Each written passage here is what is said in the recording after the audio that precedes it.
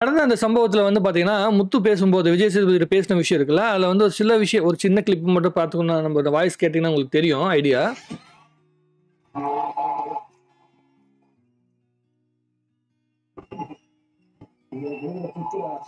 இது நமக்கு விழுகிற குத்ரா அப்படின்னு சொல்லிட்டு வந்து முத்து பேசினது. அதுக்கப்புறமேட்டு சொன்ன வார்த்தை இருக்கு பாருங்க. நீங்க எவ்வளவு அன்பா பேசுறீங்க. அவர் என்ன சொன்னாரு? என்ன சொன்னீங்க? முத்துன்னு எப்படி சொன்னாரு? இது அங்க இருந்து விழுகிற குத்துரா அப்படின்னு சொன்னாரு. கரெக்டா புரிஞ்சிருக்காம பாருங்க. தொடர்ந்து வந்து கைத்தட்டு வருது. அந்த ஒவ்வொரு கைத்தட்டுமே ஒரே மாதிரியே இருக்கு. ஒரே ஃபார்மேட்ல இருக்கு. நம்ம எப்படி வந்து ஸ்கூல்ல கைத்தட்டுமோல இந்த பிடி வாட்சர்லாம் ஒரே மாதிரி கைத்தட்டு சொல்லுவாங்களா, அந்த மாதிரி கைத்தட்டு வருதுன்ட்டு அந்த பைபிள கரெக்டா புடிச்சிட்டான் பாயிண்ட்ட. புடிச்சதுனாலதான் வந்து விஜய் சேதுபதி அப்படியே அதை உண்மையிலே நீங்க எங்க எல்லாரையும் உட்காருன்னா சார் சொல்றீங்க.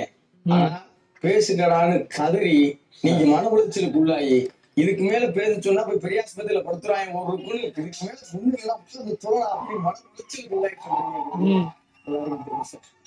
சொன்ன உடனே விஜய் சேதுபதி கையெடுத்து கும்பிட்டுட்டு இதுவரை நீ இதுக்கு மேல நீ ஒன்னும் பேசணும்னு அவசியமே இல்லை முத்துன்னு சொல்ற ரேஞ்சில அதையும் கேட்டுருவோம். இதுக்கு ரொம்ப நன்றி முத்து. இதுக்கு மேல நீங்க எதுவும் சொல்லலைனாலும் பரவாயில்ல முத்து. சொல்லுங்க. மத்த டீச்சருக்கும் எங்க டீச்சருக்கும் இருக்கிற பெரிய வித்தியாசமா நான் என்ன நினைக்கிறேன்னா சார், மத்த டீச்சர்ல நிறைய போட்டியாளர்கள் இருப்பாங்க சார். எங்க டீச்சர்ல நிறைய புனிதர்கள் இருக்கு.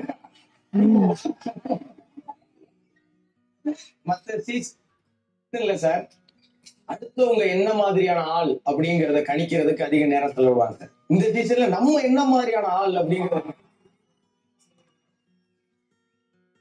இல்ல மற்றவங்களாம் என்ன பண்றாங்கன்னா பேசும்போது அது சின்ன சின்ன விஷயங்களுக்கான கைத்தட்டு வாங்கும்போது முத்துவோடைய அந்த நாலேஜ் இருக்கு தெரியுமா, தன் அந்த ப்ரோக்ராமை எப்படி புரிஞ்சிருக்காங்க அப்படிங்கிற நாலேஜுக்காக கைத்தட்டு வாங்குற விஷயம் இருக்குல்ல, அது ரொம்ப அட்ராக்டிவாக இருந்தது. அது ரொம்ப புரிதலோடு இருக்கு.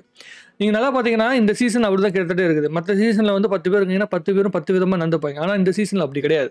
அவங்க என்ன பண்றாங்க அப்படின்னா தனக்குள்ள என்ன கேம் வச்சிருக்கேன், நான் பயங்கரமான கேம் வச்சிருக்கேன் அப்படிங்கிற மாதிரி. எப்படின்னா நேற்று இதை பேசி முடிச்ச உடனே அந்த வருகின்ற ஒவ்வொரு விஷயம் பேச பேச வருகின்ற கைத்தட்டை பார்த்த உடனே அருண் வந்து ரொம்ப ட்ரிகர் ஆயிட்டான். என்னடா இந்த பையனுக்கு விசிபிலிட்டி அதிகமாகிடுச்சுன்னு. ப்ளஸ் அருணுக்கு கைத்தட்டு கிடைச்ச உடனே ஒரு விஷயம் விஜய் சேதுபதி முதல்ல சொன்னதுதான் கரெக்டான விஷயம். என்னன்னா இந்த கைத்தட்டை வச்சு தான் இவனுக்கு வந்து ஒரு பிளான் பண்றாங்க, ஒரு புரிதலுக்கு வந்திருக்காங்க. அப்படிங்கும் போது அந்த கைத்தட்டு கிடைச்சா இவங்க என்ன மாதிரி மனநிலைக்கு மாறுறாங்க அப்படிங்கிறது அருணோட மனநிலை பார்த்தா தெரிஞ்சிச்சு. நேற்று கைத்தட்டு வாங்கும்போது அவனுக்கு அது ஃபேக்கான கைத்தட்டு அப்படிங்கிறதே வந்து அருண் முழுசா உணராம வந்து நமக்கு வந்து விசிபிலிட்டி வந்துருச்சு, அப்போ வந்து நம்ம என்ன வேணாலும் பேசலாம், அப்போ முத்துவை பற்றி பேசினா கூட எதுவும் பிரச்சனை கிடையாது அப்படிங்கிற மாதிரி தான் வச்சு உருட்டிட்டு இப்போ நேற்று பேசியிருக்கேன். அது பேசினது பேக் ஃபயர் ஆகுது, ட்விட்டரில் வந்து பயங்கரமாக பேக் ஃபயர் ஆகுது. அதுதான் இப்போதைக்கு நடந்துருக்கிற விஷயம்.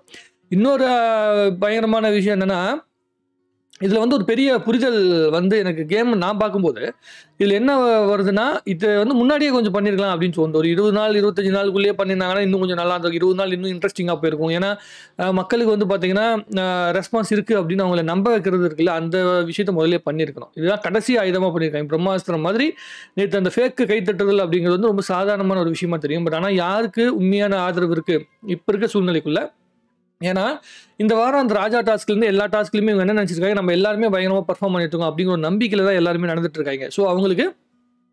ஸோ என்ன பண்ணுறாங்க அப்படிங்கிற ஒரு தெளிவு வந்து பார்த்தீங்கன்னா கண்டிப்பாக அவங்களுக்குள்ள ஒரு புரிதல் வந்திருக்காங்க. ஸோ நாங்கள் நல்லா தான் விளாண்டோம் அப்படிங்கிற மாதிரி நம்பிக்கிட்டு இருக்காங்க. அந்த நம்பிக்கை இருக்கிறதுனால தான் இவங்க வந்து வாய் விட்றது, எக்ஸ்ட்ரா பேசுறது இதெல்லாம் நடக்குது. பட் ஆனால் அந்த முத்து நேற்று பேசின விஷயத்தில் இன்னொரு விஷயம் என்னன்னா, ஒரு 10 கேரக்டர் இருப்பாங்க சார், மக்களுக்கு பாக்குறதுக்கு 10 பேர் இருக்காங்க. இங்க ஒவ்வொருத்தனுக்குள்ளயும் 10 பேர் உட்கார்ந்து. அது என்னன்னா மற்ற சீசன்ல வந்து 10 கேரக்டர் இருப்பாங்க, இல்ல வந்து ஒவ்வொருத்தவங்களையும் ஒரு 10 பேர் இருக்காங்க அப்படின்னா அதுக்கு மெயின் காரணம் என்னன்னா இவங்களுக்குள்ள வந்து தான் என்ன பண்ண போறேன் அப்படிங்கிறதே இவங்களுக்கு தெரியல. ஃபர்ஸ்ட் உள்ளுக்குள்ள வரும்போதே வந்து அவங்க ஒரு ப்ரீ பிளான்டாவோ இல்லை வந்து நம்ம இப்படிதான் ஒரு கேம் ஆடணும் அப்படிங்கிற ஒரு மனநிலைக்குள்ள உள்ளுக்குள்ள வரல. பிக் பாஸ்க்குள்ள வாய்ப்பு கிடைச்சா போதும், நம்ம என்ன வேணாலும் போய் பண்ணிடலாம் அப்படிங்கிற மனநிலைக்குள்ள தான் உள்ள வந்திருக்காங்க. அதனால இவங்க யாருக்குமே ஒரு ப்ரீ பிளான்டான ஒரு திங்கிங் கிடையாது. சௌந்தர்யாவுக்கும் முத்துவுக்கு தவிர மீது யாருக்குமே ப்ரீ பிளான்டான திங்கிங் கிடையாது. ரஞ்சித் கூட ஒரு ப்ரீ பிளான்டான விஷயத்தோட இருக்காப்ல. பட் ஆனால் அவர் வந்து என்னன்னா சில விஷயங்களை வந்து சரியா ஹேண்டில் இப்போதைக்கு சட்டிலாவே ப்ளே பண்ணி நம்ம எவ்வளோ நாள் தள்ள முடியுமோ அவ்வளோ நாள் தள்ளிட்டு கொண்டு போயிடலாம். இப்போ 50 நாள் தாண்டியாச்சு. ஒரு நாளைக்கு வந்து அவருக்கு 50,000 சம்பளம்னா 25 லட்ச ரூபா கையில் வச்சிருக்காரு இப்போ ரஞ்சித் அண்ணன். அதாவது அஃபிஷியலான சம்பளமே 25 லட்ச ரூபாய்க்கிட்ட வந்து பேமெண்ட் வாங்க போறாரு இன்னும் 2 நாள் கழிச்சு.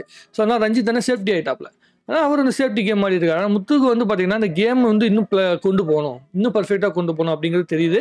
ப்ளஸ் அந்த பல்ஸ், வெளியே இருக்க பல்ஸ் வந்து அந்த பையனுக்கு கிட்டத்தட்ட ஒரு 80-90% வந்து தெளிவாக புரியுது. உள்ளுக்குள்ளே இருக்கவங்கள வந்து புரிஞ்சிக்க முடியாமல் இருந்தாலும் தன்னோட கேம் வந்து வெளியே இருக்கிறது கூட லிங்காக இருக்குது, ஓரளவுக்கு வந்து பார்த்தீங்கன்னா அது சென்சிபிளாக இருக்குது அப்படிங்கிற விஷயத்த வந்து அவங்களால முத்துனால கொஞ்சம் உணர முடியுது அப்படிங்கிறது தான் எனக்கு தெரியுது.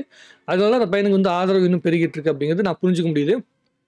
இந்த பையன் மேலே வந்து கோவத்தை காட்டுறதுனாலையோ வன்மத்தை காட்டுறதுனாலையோ ஒரு போஜனமும் கிடையாது. அது அருண்மதி ஆட்களுக்கு பயன்படாது. விஜய் சேதுபதி வந்து முத்துக்கிட்ட ரொம்ப கம்ஃபர்டபுளாக பேசுகிற விஷயத்த பார்க்கும்போதே உள்ளுக்குள்ளே இருக்கவங்க தான் தோண ஆரம்பிச்சிருக்கும். ஸோ இந்த பையனுக்கு வெளியே ஆதரவு இருக்குது, நல்ல பெரிய இம்பாக்ட் உருவாயிருக்கு அப்படிங்கிறது தெளிவாக தெரிஞ்சிருக்கு. இதை விட நிறைய பேசணும்னு யோசிப்பாங்க சார். இங்க எங்க சீசன்ல சார் ஒரு பேரன் போட இவன் ரொம்ப பேசிட்டு இருக்கேன், இவனை எப்படியாவது முதல்ல முடிச்சு விட்டோம்னாக்க எல்லாரும் அப்படின்னு சொல்லுவாங்க சார். இவங்க அவனுக்கே தெரியாம அவனுக்கு பின்னாடியே பேசிட்டு இருக்காங்க. செல்ஃப் பொருணி அப்படிங்கிற புது டேர்மை கண்டுபிடிச்ச பெருமை எங்க சீசனுக்கு சேரும். ஆமா, அதேதான் செல்ஃப் பொருணினா. இப்போ முத்து என்ன பண்ணுறான், தன ஒரு கேமை பற்றி அவனே பேசிட்டு இருக்கான். முதல்ல முத்து தான் ஆரம்பிச்சது. அப்புறம் எல்லாருமே என்னன்னா தான் ஒரு கேம் ஆடுறது, நான் இப்படிப்பட்டவன் சொல்லி வந்து விசிபிலிட்டி காட்டுறது. நேற்று சாஞ்சனா போய் அழுது கூட அதோட பர்சனல் இதுதான் என்னோட ஃபார்மெட் அப்படின்னு சொல்லி முடிஞ்ச அளவுக்கு தம் கட்டுவோம். முடியலையா அதுக்கப்புறமேட்டு சரண்டர் ஆயிடுவோம், அழுதுருவோம், புரண்டுருவோம் அப்படிங்கிறது. சௌந்தர்யாவும் அதே மாதிரி தான். ஆனால் நேற்று சாச்சனா அழும்போது அந்த அழுகையில் அழுகுற வரைக்கும் அது உண்மையாக இருக்க மாதிரி ஒரு தோற்றத்தை உருவாக்குற அளவுக்கு அந்த பொண்ணோட பர்ஃபார்மன்ஸ் பயங்கரமாக இருக்குது. மகாராஜா படத்தில் நடித்த அந்த பர்ஃபார்மன்ஸ்லாம் பயங்கரமாக இருந்தது. பட் ஆனால் அதை தாண்டி வந்து அந்த பொண்ணுக்கிட்ட ஒரு உண்மைத்தன்மையை நம்மளால் பார்க்க முடியல. பட் ஆனால் அந்த பையன் வந்து எல்லாத்துக்கிட்டையுமே ஒரு பாசிட்டிவ் இம்பேக்டை உருவாக்கியிருக்கான் அப்படிங்கிறத பார்க்கும்போது ரொம்ப ஆச்சரியமாக இருக்குது. முத்து வந்து பாசிட்டிவ் இம்பேக்டை உருவாக்கி இருக்க விஷயம் வந்து ரொம்ப ஆச்சரியமாக இருக்குது நினைக்கிறேன் சார். ஒரு மட்டும் பல போதும் நினைக்கிறேன் சார். நன்றி சார்.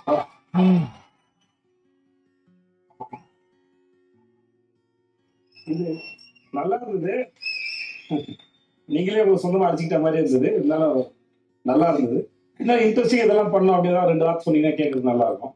சரி, எல்லாருக்குமே ஒரு கேமரா கான்சியஸோட இருக்கிற ஒரு பயம் நிறைய இருக்கு சார். நம்ம ஒண்ணு பண்ணி அது தப்பா போயிருமோ, ஒரு பண்ணி பார்ப்போம், தப்பா போனா மாத்திக்குவோங்கிறத விட அது எல்லா சீசன்ல இருக்கும் சார். ஒண்ணு பண்ணிட்டு அது தப்பா போனா சரி மாத்திக்குவோம், அதான் அது பண்ணி அது தப்பானா அதுல என்ன ஆயிட போகுது அதான் கேட்கணும். அதுல என்ன அந்த பயத்தை விட்டு நாங்க இன்னும் வெளியில வரணும் சார். அது சரியான பாயிண்ட். இதுதான் நான் வந்து நிறைய வீடியோல நானும் மாத்தி சொல்லிட்டு இருக்க விஷயம் என்னன்னா, உள்ளுக்குள்ள வந்து பிக் பாஸ்குள்ள போயாச்சு, இவங்க யாருன்னே யாருக்குமே தெரியாது. அதே மாதிரி இங்கே உள்ளுக்குள்ளே வர பேரை வச்சு வெளியே வந்து பெரிய பாசிட்டிவான இம்பாக்ட் வந்து உருவாகுதோ நெகட்டிவான இம்பாக்ட் உருவாகுதோ அப்படிங்கிற மேட்ரு கிடையாது. நீ கேம் ஆடி தான் ஆகணும், வேறு வழி உனக்கு கிடையாது. கேம் ஆடு, அதில் வந்து உனக்கு பாசிட்டிவாக இருந்தால் பாசிட்டிவ். இப்போ அஜீம்லாம் வந்து பார்த்தீங்கன்னா அடிச்சுட்டு பொழந்துட்டு கிடந்தா எவ்வளோ வன்மத்தை கொட்டினா என்ன, இப்போ அஜீமை பிடிச்சிட்டு வந்து வீட்டில் உட்கார வச்சு அந்த வாழ்க்கையை வாழ விடாமல் தடுத்துட்டு இருக்காங்களா? அப்படிலாம் கிடையாது. அவன் அடுத்த கட்ட நடவடிக்கை போயிட்டு தான் இருக்கான்.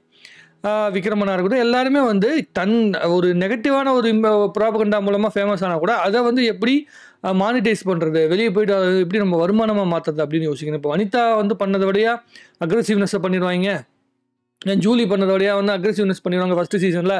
ஸோ அந்த மாதிரி அப்புறம் காயத்ரி எல்லாம் நிறைய பேர் பண்ணிட்டு இருந்தாங்கல்ல, அப்புறம் மாயா இவங்கெல்லாம் பண்ணும்போது ஒவ்வொரு குரூப் வந்து ஒவ்வொரு மாதிரி உருவாயிட்டு இருந்தது. ஸோ அந்த பல்ஸ் இவங்க பிடிக்கல, அதை நாங்கள் இன்னும் உணரல அப்படிங்கிற முத்து சொன்னது ரொம்ப கரெக்டான விஷயம். அது விஜய் சேதுபதியும் வந்து அதை தான் சொல்ல முயற்சி பண்ணுறாப்புல. இவங்களுக்கு அது ஏற மாட்டேங்குது, இந்த பயலுக்கு ஏறின மாதிரி மற்ற யாருக்குமே ஏற மாட்டேங்குது. இது அதான் இங்கே மெயின் இஷ்யூவே. இந்த பையனுக்கு புரிஞ்ச கேம் வந்து மற்றவங்களுக்கு புரியல அப்படிங்கிறது தான் இங்கே பிரச்சனை. பட் ஆனால் அது வந்து இதுக்கப்புறமேட்டு புரிஞ்சுப்பாங்கன்னு நினைக்கிறேன். இன்றைக்கி நடக்கிற ப்ரோக்ராம் வச்சு இன்றைக்கி, ஏன்னா நேற்றே கொஞ்சம் ஓரளவுக்கு ரோஸ்டிங் நடந்திருக்கு அப்படிங்கிறனால இன்றைக்கி கண்டிப்பாக ஏதாவது நடக்கும் ஞாயிற்றுக்கிழமை. அதுக்கு தான் நானும் வெயிட்டிங்கு. பார்ப்போம், பார்த்துட்டு டீட்டெயிலாக பேசுவோம். உங்களுக்கு முத்துவோடைய அந்த கேரக்டர் பற்றி நேற்று பேசின விஷயங்களை பற்றி, அவனுடைய புரிதலை பற்றி உங்களுக்கு என்ன தோணுங்கிறத நீங்கள் கமெண்ட் எழுதுங்க, நானும் கேட்டு தெரிஞ்சுக்கிறேன். நன்றி, வணக்கம்.